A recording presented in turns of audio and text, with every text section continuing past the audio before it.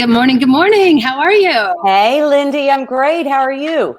Caroline, it's so good to see you again. And I'm laughing because you're too. wearing blue. I mean, we've only saw each other for a couple of seconds before this started, but we did the same thing when we met up in Dallas. Do you remember that? We did. We Great were both minds wearing think navy alike. and white. I know. Yeah. It's crazy. So awesome to see you today. I'm going to rearrange my seat a little bit here. Sorry about that.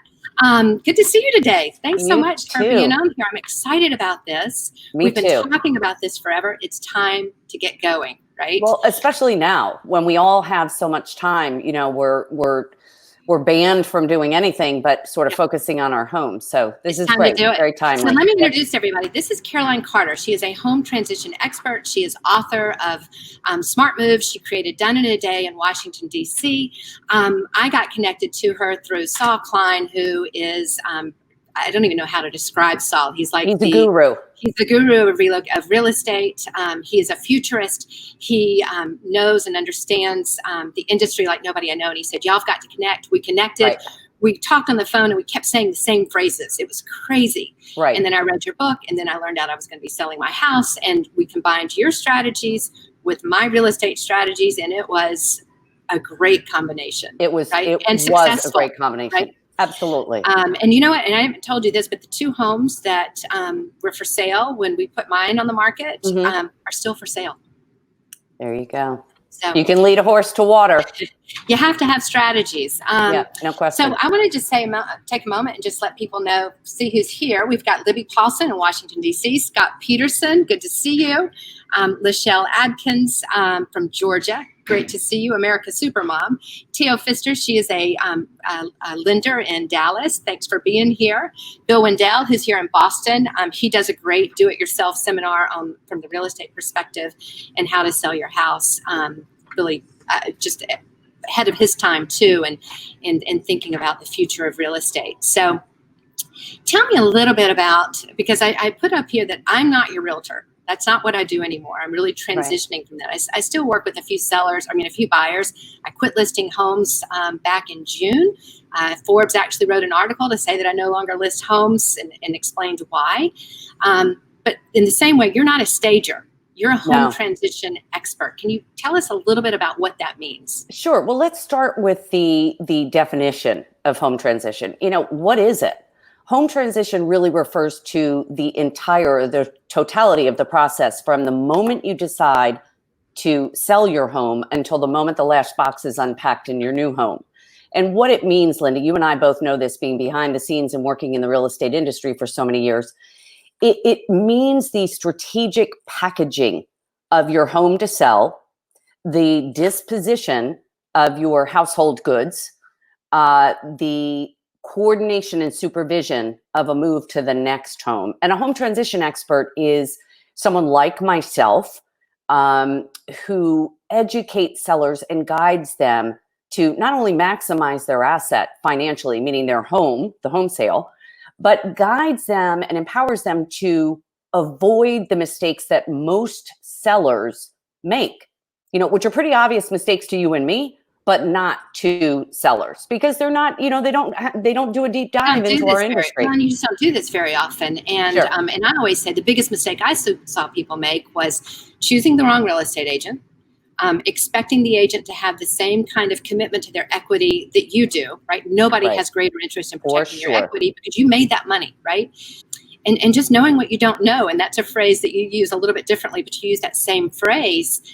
You've got to know what you don't know, and this is not something you do that often. Sure, and I think that for sellers, it's time, and perhaps during this COVID pandemic, it's giving us the opportunity to really look at real estate in general, to really look at our homes, you know, where the value is. The most important thing is to understand that we need to take more responsibility for the sale and move. I mean, this home transition process affects us the most as sellers, and everybody has has their hand in your pocket, as you know.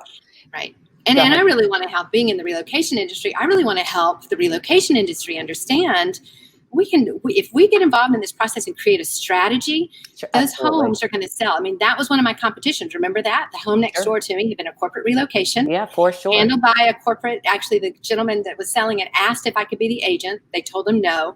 He showed them my listings and the homes that I had sold in the neighborhood and said, Right. nobody does it better than Lindy. In that neighborhood, I'm not going to be the best neighborhood in another city, right? Sure, It's 30 sure. minutes away. But in that neighborhood, I was, Right. because I understood it.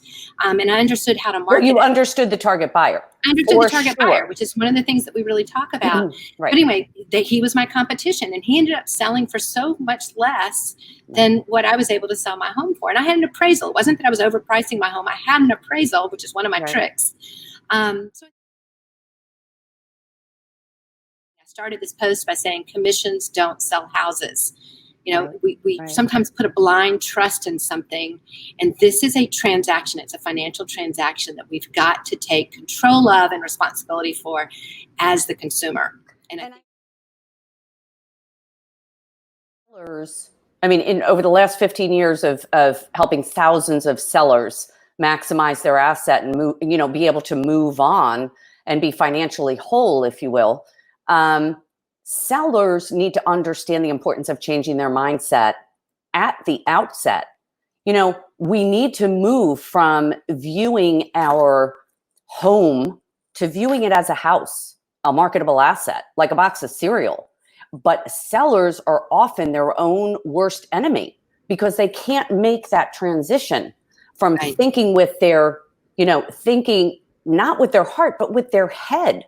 I mean, this is a marketable product that if done correctly and strategically, you will be able to get through this process successfully. But sellers really fight that, well, it's my home and you're not going to tell me what to do. I mean, that is just the wrong way to approach it.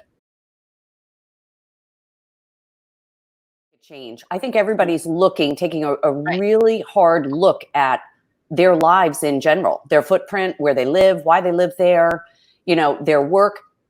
Anytime you make a decision to sell your house and your property, it's critical to focus on only your asset, right? You and I both know that comps are a big deal in real estate, but comps aren't the be all and end all. You really just have to look at right now. We have no idea what the comps are. That's exactly right. So focus on your asset to maximize it. Right. What are the things that you can do? Right. But I will say one positive thing right now. If you are on here and you're thinking about selling or have a friend or a family member that is, you have no competition right now. Really great time to be doing what we're talking about today. And I know you've written articles for Realty Times. I've written articles for them.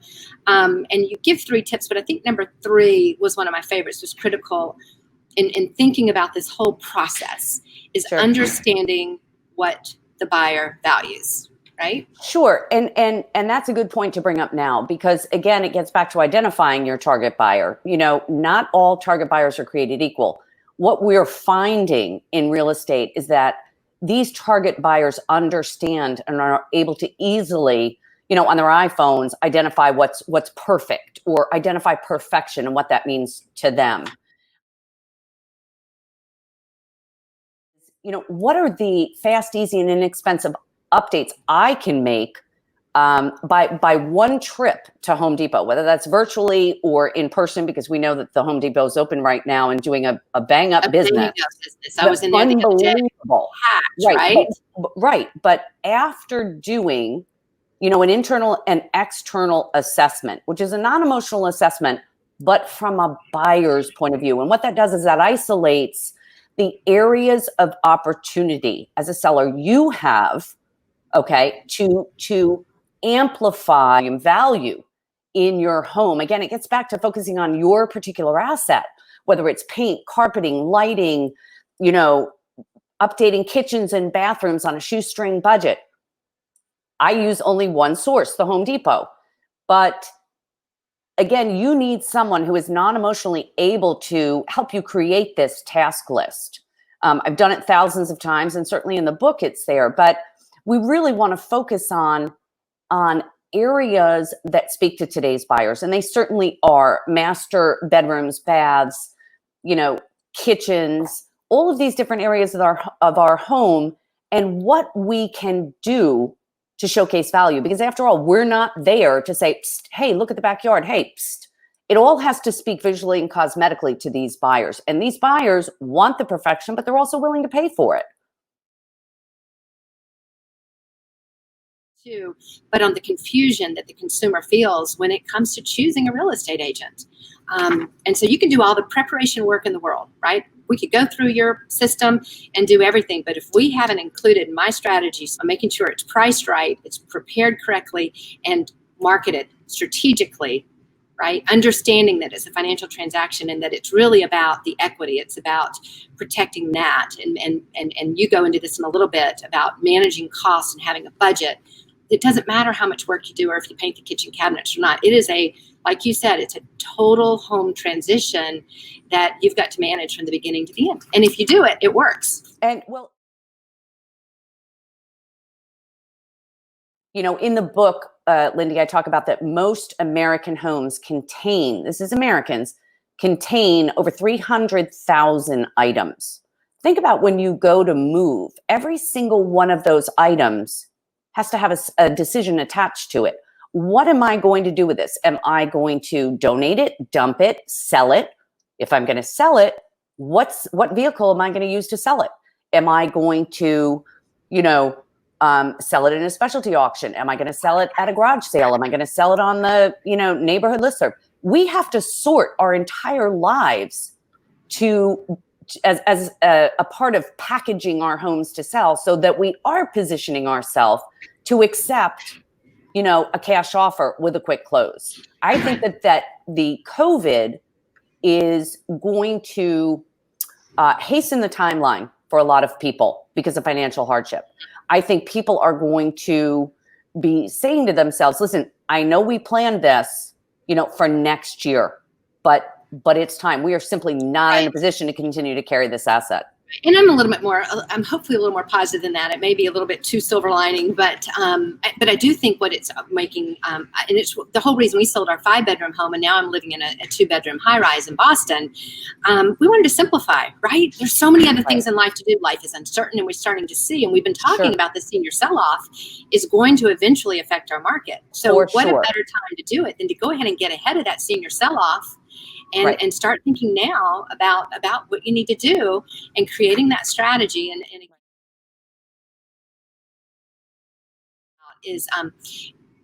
you can explain this probably as well as I can or better, but your head versus heart, your house versus home. Right. I always say, this is a business transaction and you got to think about it that way. Sure. So, well, and for many sellers, this is their largest asset. Yet, it is one of the only assets that we have at this price point where we have seen sellers, I have seen sellers certainly through the years, allow their emotions to dictate every decision they're making, which, when you think about this process, Lindy, there are thousands of decisions you will need to make from the moment you decide to sell your home until the last box is unpacked in your new home. Thousands, big and small. We know that the emotional aspect of this process, sorting through your life of 40 years in a home or even 4 years in a home, is brutal. Yeah. And we need to understand that in order to do this successfully, we can understand this process and prepare ourselves for it. This is it's not rocket science, but there is a science. It's a strategy, and you really need a truth teller and a trusted advisor. And I think that's what I think we're both truth tellers for sure. And Bruce Waller is on here. So I want to give a big shout out to Bruce. Good to see you. I'm glad you're here this morning. So we both love you. Back in Dallas. I know we do. And Bruce is one of those people that I would trust implicitly with my move because mine too. He cares, right? He is Armstrong Relocation is if you're in Dallas, it's the only company that I would work with. The fact that he cares, right? You know that about him. Right. He's giving value all the time, whether you're paying him for something or not. And that's what you've got to find. You've got to find people that are your advocate. They're in the ring with you, fighting. To be fair, Lindy, the moving industry is one of the most delayed in terms of its technology. I mean, have you ever tried to read a moving inventory or decipher it? XYZ123 green. I'm sorry, what does that mean? You know, everything's listed as chair, yet we know we have 10 different types of chairs in our house. Wing chairs, slipper chairs, side chairs, kitchen chairs, but everything's chair.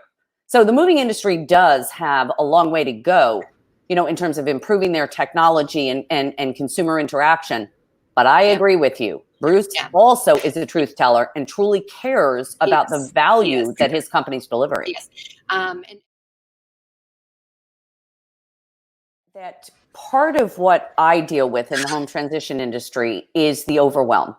The question that I've heard the most over the last 10 years, 15 years is, Caroline, where do I even start? You know, I've lived in this home for 5, 10, 15, 20, 30, 40 years. It is chock-a-block full of all of our mementos, you know, everything that we have that leads to our, you know, the running, if you will, of our daily life. I have 4 kids, 2 dogs, you know, a chicken, whatever it is. The how to move that family from one location to the next really does require a truthful look at the way you live your life, the things that you own, and some hard conversations with yourself about storage, for instance, which is, you know, we are fueling the self-storage industry because of our inability to make a decision. So delaying a decision, you know, about an item, whether it's grandma's side table or whatever that's been in the family for 100 years, you know, you have to follow that through and understand the cost of delaying that decision. To contain the overwhelm and the anxiety by just creating these sort of mini steps. It's not easy, but at least you have an advocate on your side saying, listen, everybody goes through this. You're not alone, but you are different than others insofar as you have decided that you really don't know what you don't know. And further, you don't know that you don't know it.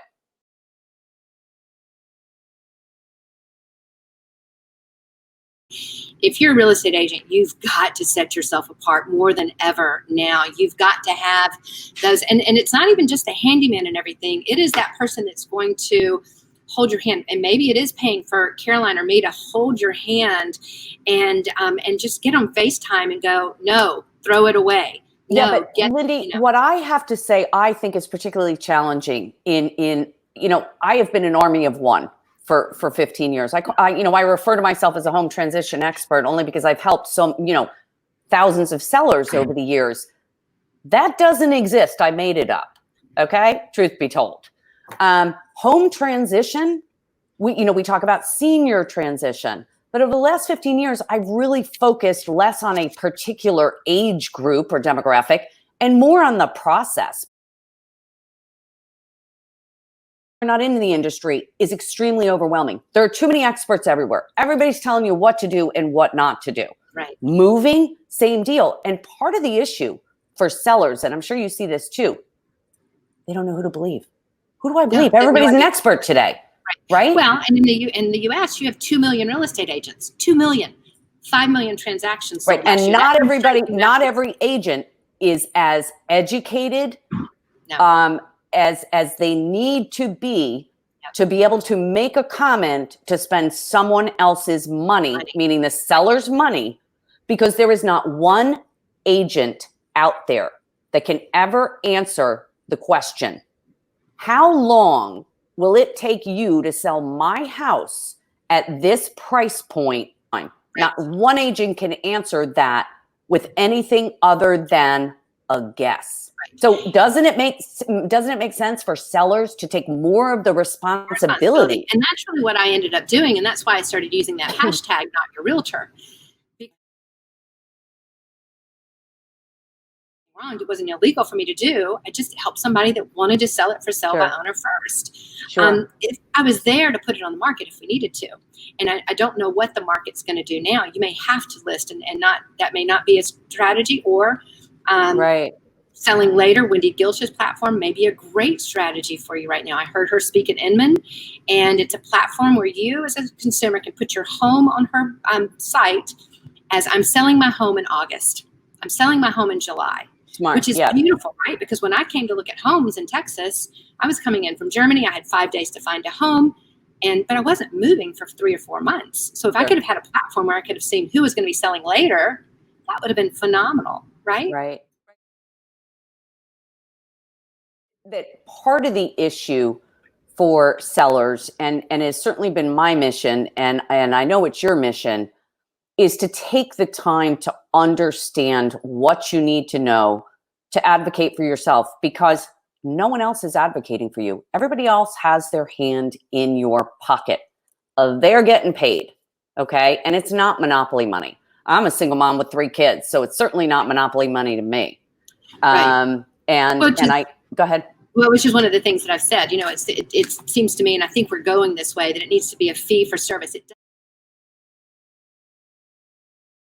Said, you need a realtor to find a home. We're the ones as buyers that create a home, right? We sell a house, we buy a house, but we create a home. I talk a lot about the emotional ivy in Smart Moves. And the emotional ivy is really the way that our lives and the things we surround ourselves with, we create this home, and this emotional ivy is all over the place in the photos that we display, the tombstones, the mementos. I refer to that as ivy because, like ivy, it is brutal to rip off a surface, right? Ivy will cling to everything. Well, so will our emotions during this buy and sell process. And we need to understand the emotions can really send us sideways, so that we're making very poor decisions when we're talking about this asset. Use what you have and supplement it, right? Yeah. Which is what I have always done. And I love your book, and I took it into Home Depot with me. I took it into Home Goods. That's exactly right. I would go through your list, and I had a checklist. So even if you're a stager, Caroline's not a competitor. She is somebody you can have in your back pocket. If you're an agent, I am not your competition. We're there to be your advocate and to be a neutral voice and to be, again, we're truth tellers. You may not like what we say. Sure. Not everybody does. Not everybody does, because we're swimming upstream like a salmon.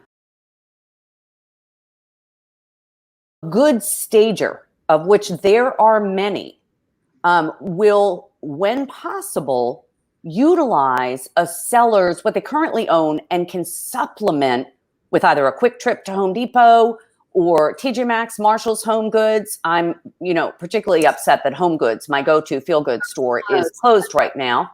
And when appropriate, to bring in, if the seller does not have the type of furniture that befits the style, the age of the home, whatever it is, it is better to put in some furniture. But let's be clear, staging, when done well, merely highlights the particular assets of the home.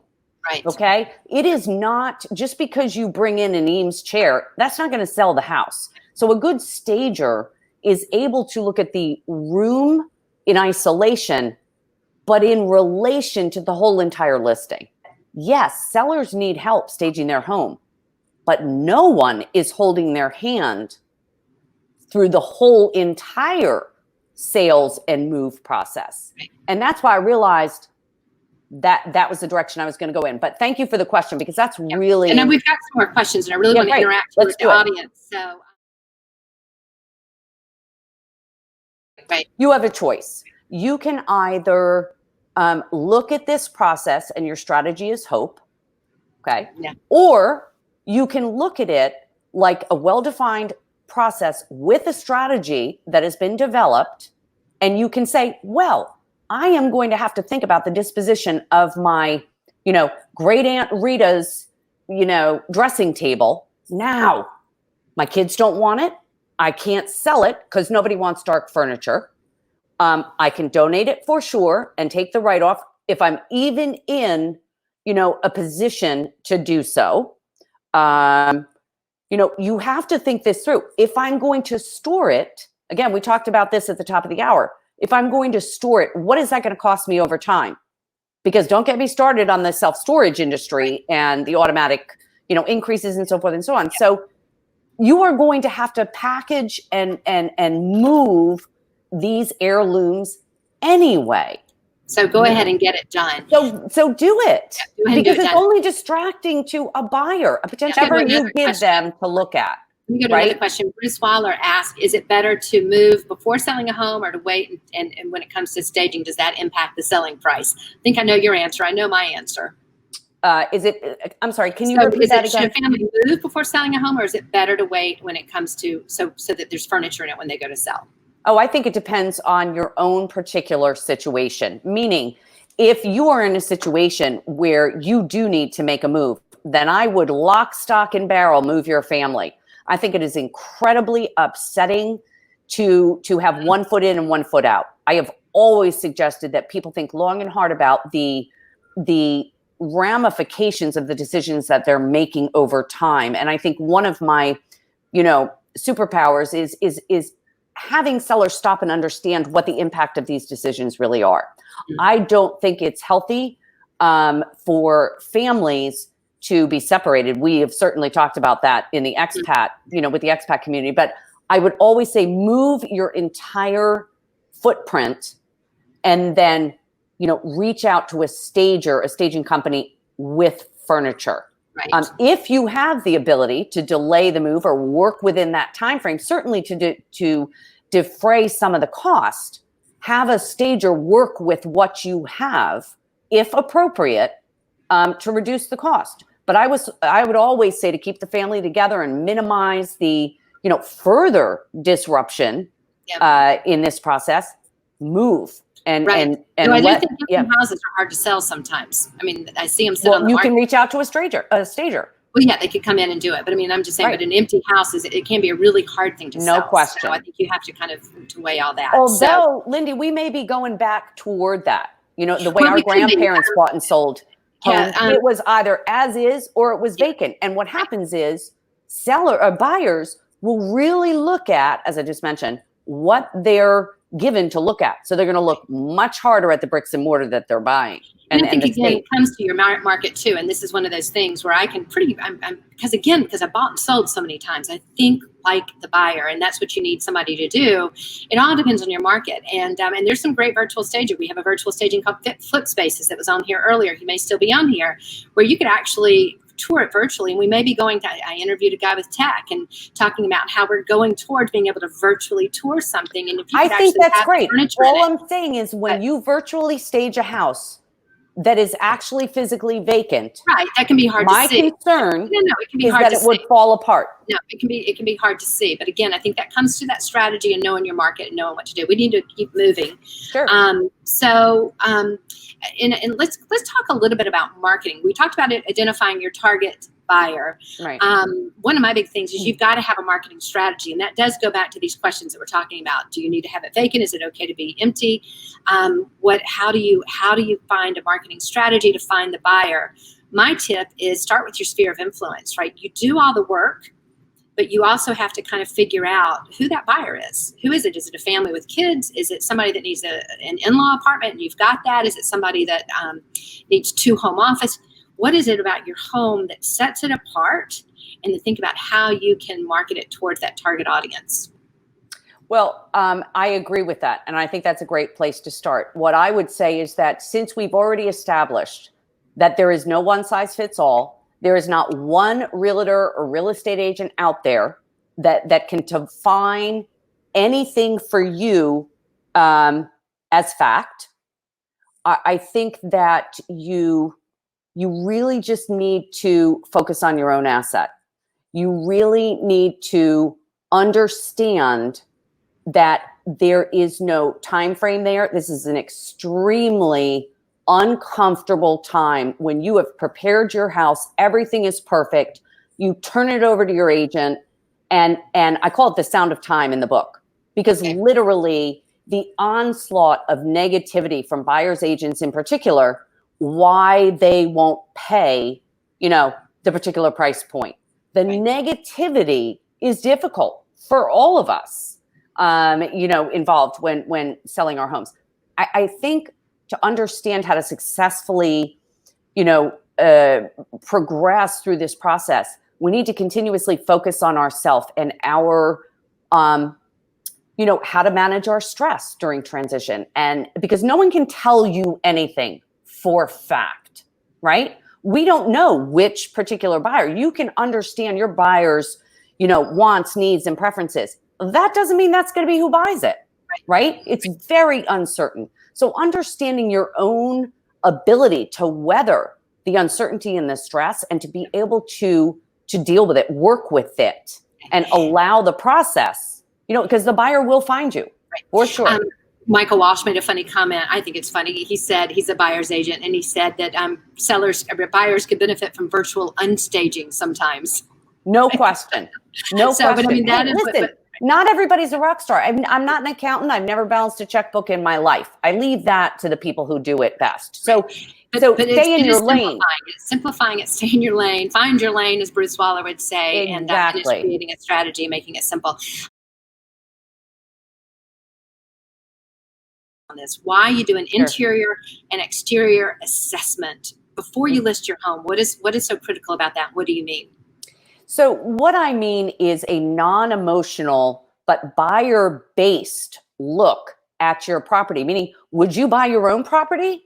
So let's remove the emotion from it and physically, walk the property both inside and out to look at the actual bricks and mortar. It could be everything from, do you have, as I'm walking up the path to your front door, is the mortar cracked? Are the bricks missing? How does your front door present? And you actually do a deep dive, not only around your property, but throughout every aspect of your home. And this has nothing to do with what you think or feel. This has to do with how your property, the structure, meaning the house and the property, is going to present to a buyer, right? Because remember, a buyer is looking for any opportunity to use this price point to chip away at it and say, well, I can't, I'm going to have to spend $5, $10, $15, $20,000 to repaint because the outside of the house is peeling. So you're using this buyer-based assessment to then create a task list of what needs to be done to create what I refer to as the perfect listing, a listing in which a buyer can move into and make no meaningful changes for 1 year. But I even suggest having a handyman, a professional inspector come in. I did that before I sold my house. And we didn't do a full inspection. Some people don't want to pay for that, though. Right, but I didn't have to. It was $150. So it wasn't written. I just said, is my electrical box, are there any issues? Red is flags. It up to code? Right, because code can be a big thing. It costs nothing to change out some of these little things that end up, if you have a list of 30 red flags, that's no good. And if it costs you $500 to fix those 30 red flags, absolutely, then I have just taken away the buyer's negotiating power. So that's what I do. Right. This gets back to understanding your list. No one cares what you think or feel. This is really a legitimate list, which I know as an agent, Linda, you have seen, when you have seen things that'll fail inspection, period, end of story, right? Mm-hmm. As a seller, you need to be aware of this. Don't pretend like it doesn't exist. Right. And that's what sellers love to do is like, I don't like surprises. I don't want to see us because a surprise for me when I'm negotiating as the buyer's agent, a surprise is my chance to go in for the kill. Right. Oh my gosh, we've got to do this, this, and this. We saw this. This is a great example. When I went to sell my home, I had done this. I had 3 new HVACs. I had water heaters that were new. My roof was fairly new. Can't say new as a real estate agent. That's a whole nother story. And updated. So I knew everything was done. I use updated. I don't say renovated. Right. I say updated. But I had fixed all the major things that need to be fixed. And then the buyer's agent came in with a list of, and granted, she didn't even come to the inspection. Came back with a list of $4,000 worth of repairs, and including new carpet, which the seller had already told me, or buyer had already told me she didn't want new carpet because she had 5 dogs. But she was using that as part of her negotiating. That's her job, right? That's her job. Absolutely her job. But I knew there weren't 4,000 repairs, so I didn't feel bad, like I was cheating the client by doing that. Yeah. But here's another negotiating tactic. And you can do this, and I've done this with my own clients, and I've done this for my clients that I was buying. If I can't negotiate something and I can't get it for you, I pay for it. So as the buyer, Or as the seller, you can go, I'm not going to do it, but hey, guess what? You could ask your agent to do it. Now, agents will respond differently, and it all depends on your commission split, how long you've worked with them. In this case, I didn't feel bad because the buyer found the house, right? She came to the inspection alone without an agent, and this agent was getting paid $20,000 for 8 hours of work. So yeah, I just said that's a whole other story, right? But I mean, but this goes back to know the condition of your home. Don't have surprises. No question. Right? No question. Those things that are going to be red flags, and make it like you said. I want to be able to move into a house and be able to move in and not have to fix anything. Right, which leads us into the next point that you and I think are very, very aware of and believe is critical to discuss, and that's the budget. I don't know about you, Lindy, and I'm sure that you deal with this with your commission structure. But here's what I know about budget. Every seller that I have ever met with, and there are thousands that I've actually worked with, okay? Every seller has an idea in their mind of what they believe is fair to spend to sell their house. Okay? Do you know what I mean by that? If you say to someone, tell me a little bit about what you expect in terms of having to prepare your home to sell. Tell me a little bit about, what you're thinking it might take in terms of time and money. Well, I was thinking that I would spend, I'd be willing to put in about $5,000 or 10 or 15 or 20. And my first question to them is, and what are you basing that on? Well, I just believe that's what would be fair. Fair to whom? Okay. So addressing the budget can really only truly be done until you've done this internal, after you've done this internal and external assessment and created this task list. Right? It's inappropriate to even have that discussion before you've gotten the estimates to address the task list. I mean, but yet sellers constantly have these preconceived notions in their mind, and budget is definitely one of them. And I want to go back to questions. Yes, absolutely budget. And a couple, Bruce Waller asked, if the seller doesn't have cash in the bank, do you recommend getting a loan? And I think I know your answer to this one, or focus only on the small things they can do. If it's just the small things, what would your top 3 items be? That's a great question. Thanks, Bruce. I would say that you need to look. Nobody has $20,000 under their mattress. Okay, so this is not Monopoly money. This is real live money that people have to spend. I would look at the task list and I would decide then, okay, the amount of money I was comfortable with borrowing. I mean, again, you're going to talk to your financial advisor. If you're the financial advisor, you're going to have to really look at this, look at the data in terms of, the ROI. But the top 3 things I would do if I had a limited amount of money is I would look at quick fixes for my exterior. Your exterior, the front shot of your home is your money shot, right? So I would look at what is $500 going to get me at Home Depot. I can redo an entire facade, the front porch, the front door, including all new hardware, a coat of paint. I can do that for $500 easily. Then I would look at my kitchens and bathrooms. Okay, let's take the kitchen, for instance. Could I upgrade my knobs and pulls on my cabinets to create more of an updated look? Can I replace or reface the, white refrigerator with all the stainless appliances? Can I get a piece of, a stainless panel cut that I could put on the front of my refrigerator or so that everything matches? Would I replace my faucets or lighting? All of these things, again, head to the Home Depot, make these small changes because they do resonate with buyers. I'll give a quick example real quick that was really helpful with me. I had not done it the whole time I lived there because I couldn't decide what fixtures to replace. Oh my God, you were terrible with the fixtures. And you said just take them down and don't replace them. Simple. Tap right? it off. It didn't cost me anything, right? You had a chandelier in your master bath over the tub, which literally was put in circa like 1950. It was Venetian. It was the and whole Venetian Italian. Actually, a great example. because you said, what do I replace this chandelier with? He said And I nothing. said, I just put a nothing. cap over it, right? I put a cap because I Capped it had off. lights.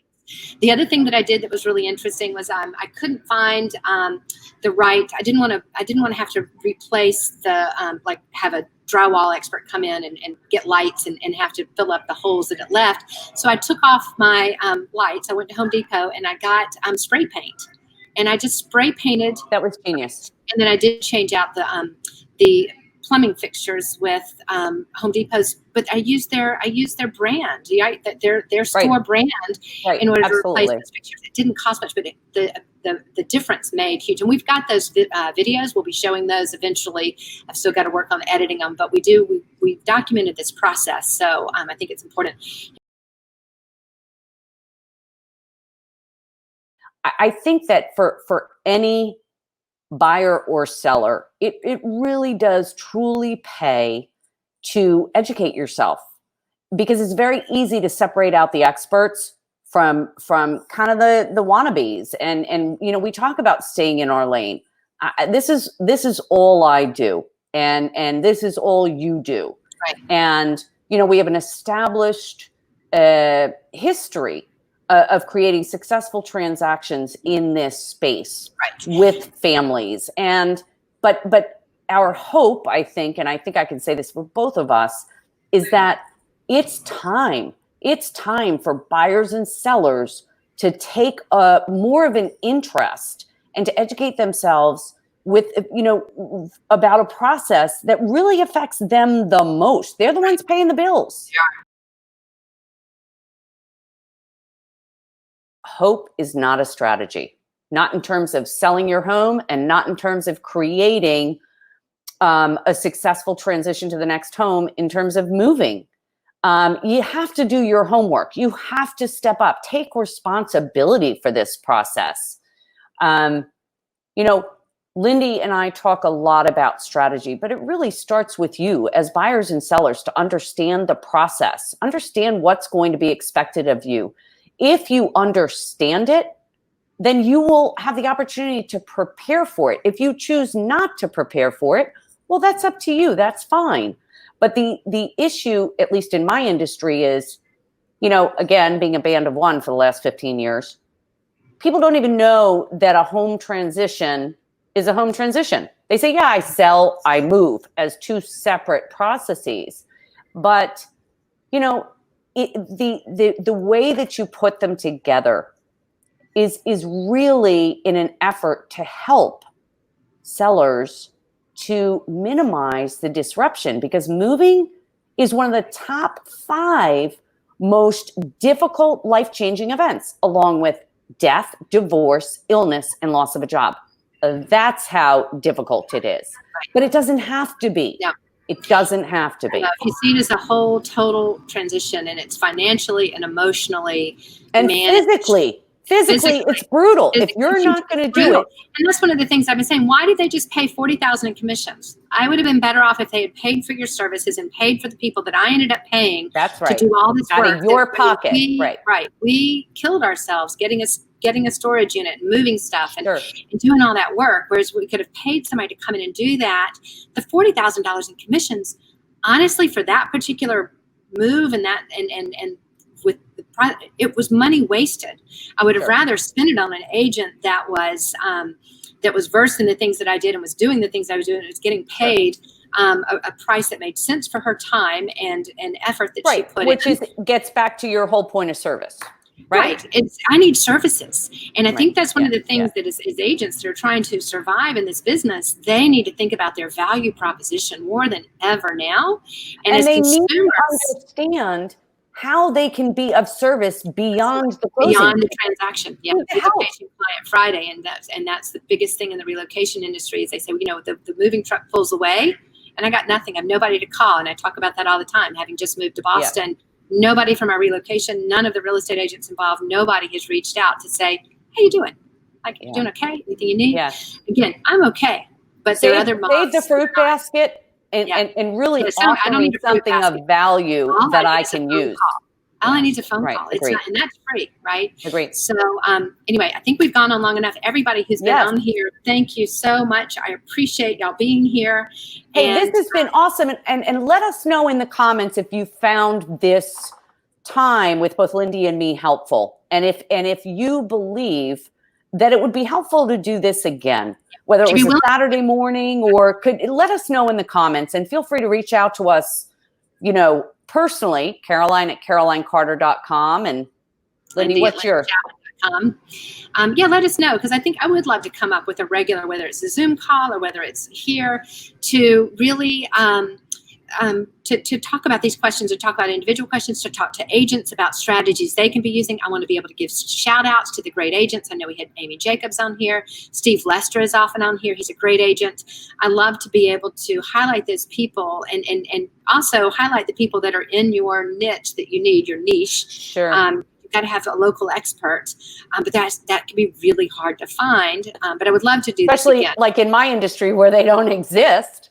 True. But I would love especially to hear from sellers, because they're the ones that need the help. Can you tell people how they can find your book? Absolutely. Just go on Amazon. Just go on Amazon. A picture of it right behind me. Right. So go on Amazon, find your book.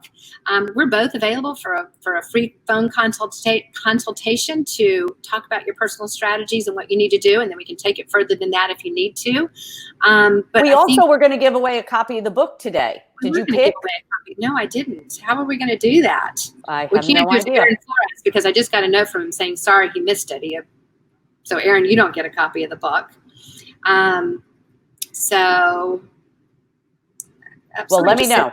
However you decide to pick it, Lindy. You know what I'm going to do? I'm going to draw names from everybody that was on there, and we will draw names, and we'll reach out if you're the winner. And I'd be happy to, along with the book and a personal handwritten note. I'd love to jump on the phone with you for 15 minutes to see if we can, chat and come up with some solutions to the questions that you're having.